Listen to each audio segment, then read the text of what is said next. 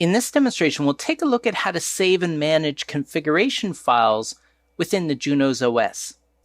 Now, the first thing that I want to do is take a look at the contents of our folder on the Juniper device. So I'm going to use the file list command and hit enter.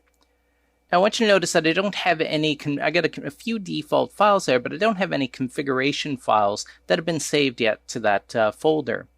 So at any point in time, if you want to save a configuration, you can go into configuration mode on the device by typing the edit command or the configure command. Once I've typed edit, I'm in configuration mode, and now at any point in time, I can save the configuration.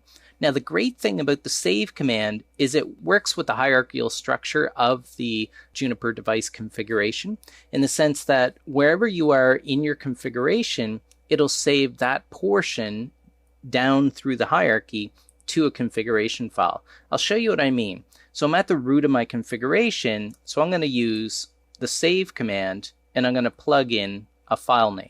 So save base config. So that's going to save my configuration to a file called base config. So if I just go back and do a file list command again, you can see here that we do have a file called base config. Now what I'm going to do is I'm going to go into configuration mode. Actually, let me go into protocols and show. Okay, so I don't have much there for configuration. Let's do interfaces. So I'll go to the interfaces portion of the configuration. Let me just use my show command here to take a look at the configuration. So you can see here we do have some configuration on some of the interfaces. So there's the FE0/0/0 with the IP address being assigned to it. So there's a few a few interfaces that have been configured, but what I want you to notice is I wasn't seeing all of the config. So what I'm going to do is I'm going to save this to interfaces config. Hit enter. So that's saved. Now let me go back to my operational mode. And once I'm in operational mode, let me use the file list command. So I should see the interfaces config along with the base config. So that's how we save the configuration to a file. Now at any point in time, if I want to display the configuration, I can use the file show command and then specify the configuration file that I want to display. So here I'm displaying the first configuration file that was created, which is the base config file. And you can see here that I'm right at the top of the hierarchy. I've got the system settings, the host name, the time zone, root authentication password. So I've got the whole shebang. And eventually, I should also see here the interfaces configuration, which is great. So the base config has all of the configuration. Whereas if I do a file show interfaces config, you'll notice that it just starts with the interfaces section. It doesn't have the entire configuration stored. And the reason being is that's where I was within the configuration hierarchy when I used the save command. So it just saved the interfaces portion of the configuration.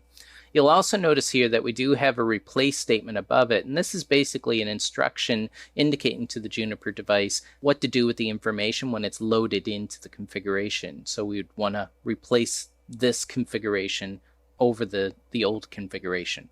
A couple other things that I want to show you how to do here is the file command that I've been using. If I do a file space question mark, you'll notice that there are a number of different kind of parameters that we can pass into the file command. So we saw that there was the file list. That's how I can display a list of files. We saw the file show command, which is how I can display the contents of a file. We also have a file copy command and a file delete command that I want to show you here. We will see the compare command in a later video. But let's start with the file copy command. So at any point in time, I can copy a file from a source to a target. So I'm going to do a copy of base config, let's say, and I'm going to copy it over to base config 2.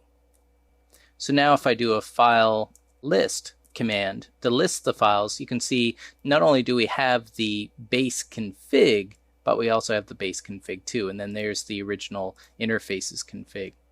We can also use the file delete command as well, not just file copy, but we also have a file delete, and then you can specify the file that you want to delete.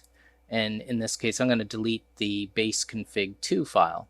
So now if I do a file list, we can see base config and interfaces config is there, right? And again, if I want to show the contents, it's file show and then the name of the file, which is base config, and that displays the contents of the configuration file. So in this demonstration, you saw how to save and manage configuration files on Juniper devices.